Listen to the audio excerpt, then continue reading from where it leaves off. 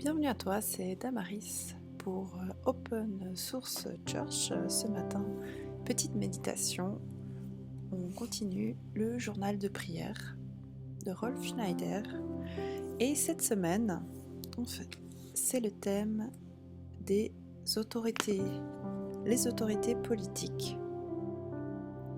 Je mets un peu moins fort, voilà. On va se retrouver avec l'histoire de Daniel, mais avant tout ça, qu'est-ce que la politique? Qu'est-ce qu'un bon... Comment voir nos autorités politiques? Moi, j'aimerais juste te partager que je trouve... j'aime beaucoup la politique, mais j'aime la bonne politique.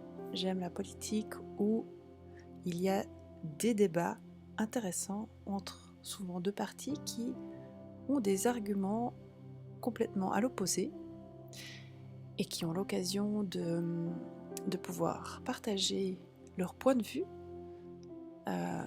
sans se crier dessus, en se respectant, et même ce qui arrive encore je pense encore fréquemment en Suisse, mais je pense que c'est de plus en plus rare dans certains pays, une fois le débat fini, de se retrouver autour d'un verre en tant qu'être humain. Et c'est là tout l'art de la bonne politique, c'est de arriver à partager son avis avec quelqu'un d'autre qui a un avis complètement opposé, et ensuite de ça, d'aller boire un verre ensemble en tant qu'être humain, et de séparer le fait que mon avis, ce n'est pas forcément qui je suis, mais c'est une partie de moi. Voilà pour moi ce que j'appelle de la bonne politique, et que j'espère qu'on va retrouver. Et ce matin, je vais te raconter en raccourci l'histoire de Daniel. Comme tu peux le voir, j'ai le verset de Daniel 2, 22. Il révèle ce qui est caché, ce qui est profond et caché. Il connaît ce qui est dans les ténèbres, et la lumière demeure avec lui. Et là, Daniel est en train de parler de son Dieu, Ella, qui se traduit par divinité céleste. Et l'histoire de Daniel, en gros, ça se passe en 604 avant Jésus-Christ, 602, 603, 604 par là, avant Jésus-Christ. Et il y a le roi de Babylone, Nebuchadnezzar, ils ont des noms très babyloniens, qui fait un songe, un rêve, et ce rêve l'empêche de dormir.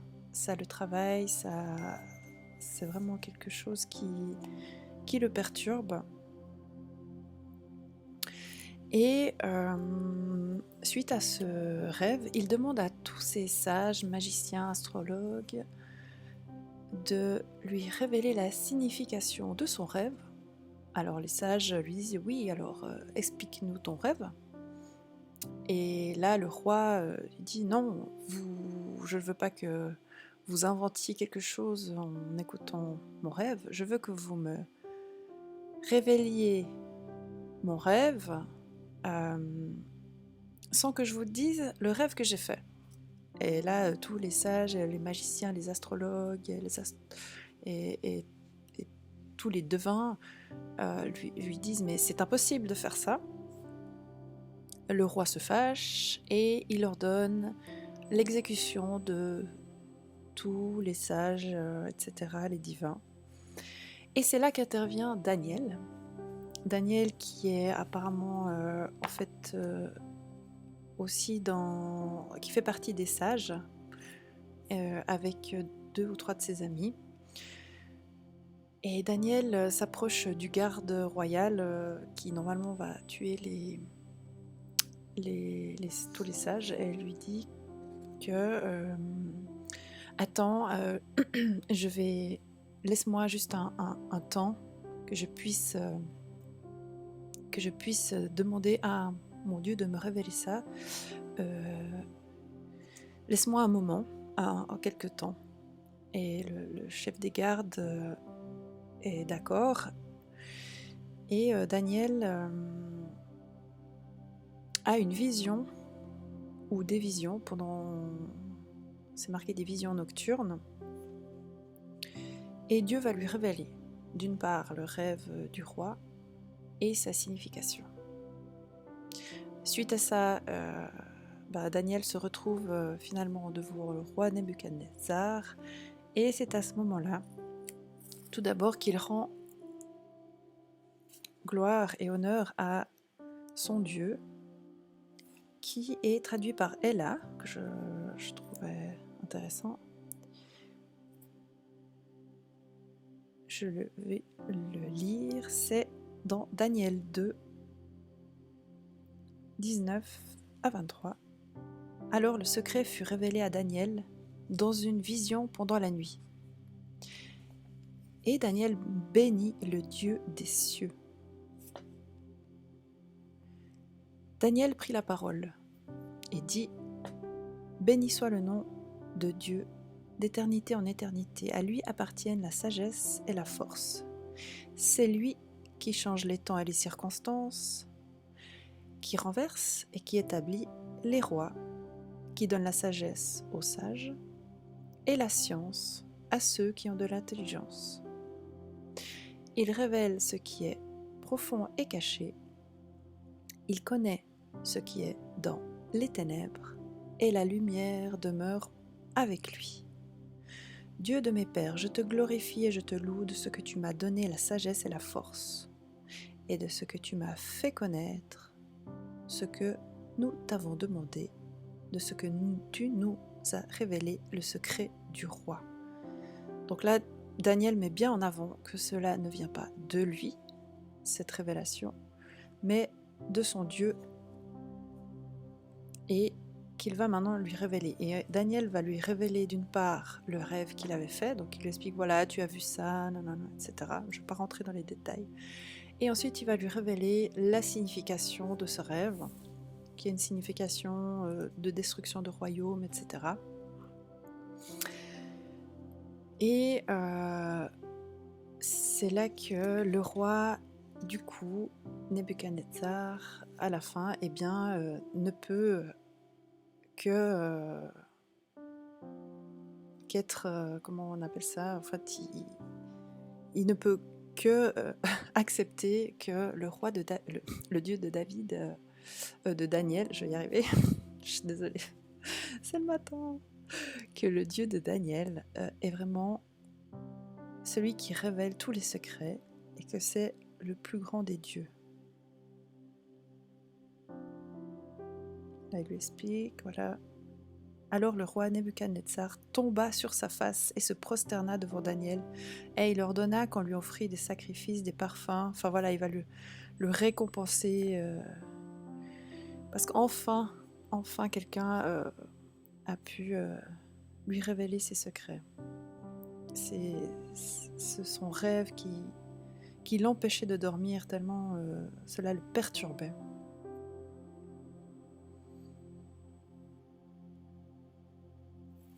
Donc voilà l'histoire de Daniel. Et pour cette méditation de ce matin, donc j'aimerais te proposer un petit moment où maintenant, peut-être à toi, te demander à ce Dieu, ce Créateur, de te révéler ce qui est profond et caché pour tes autorités politiques, pour ton pays et aussi pour ta vie.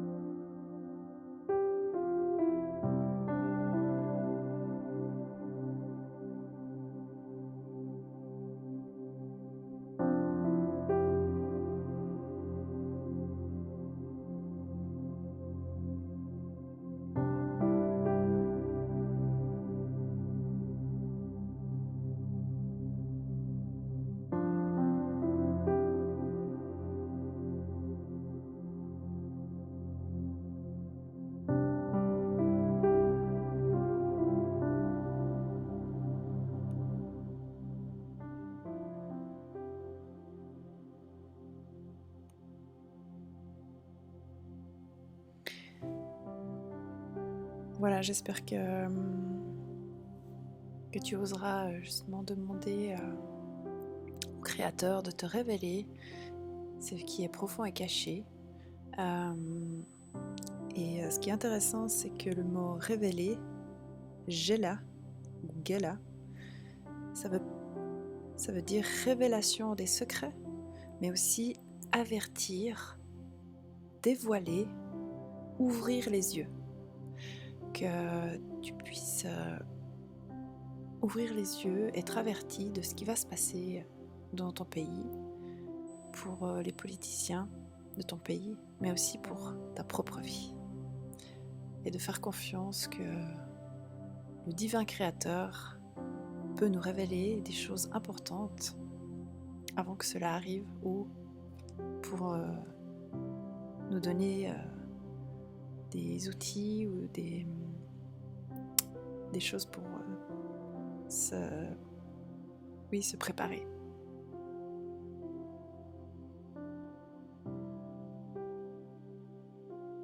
Voilà. Et moi, je te souhaite une toute bonne fin de semaine. Sois béni, prends soin de toi et à la prochaine. Des bisous. Bye bye.